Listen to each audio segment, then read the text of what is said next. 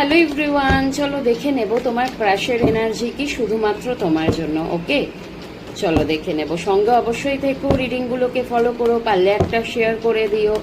ওকে, চলো দেখে নেব তোমার ক্রাশের এনার্জি কি শুধুমাত্র তোমার জন্য। মাইকেল, প্লিজ আমাকে ট্রুলি গাইড করো, please help me Michael. Owner energy কি তোমার জন্য? তোমার ক্রাশের এনার্জি ভীষণ না হুড়োহুড়ির মধ্যে রয়েছেন, শুধুমাত্র তোমার জন্য।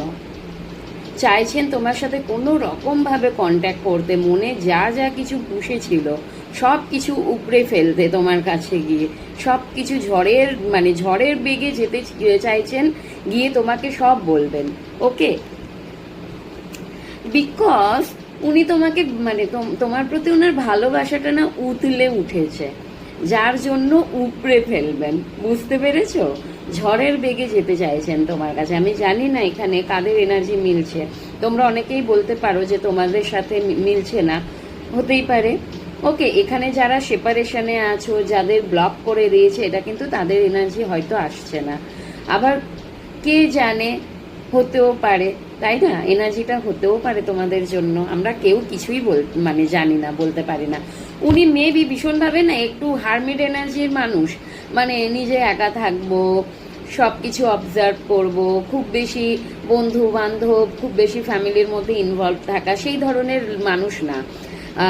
মেবি উনি জানতো তুমি ওনাকে খুবই ভালোবাসো। উনি না তোমাকে নিয়ে বড্ড বেশি অবজার্ভ করেছেন, ডিপলি থিঙ্কিং করেছেন, নিজের মনের কথাগুলো শোনার চেষ্টা করেছেন।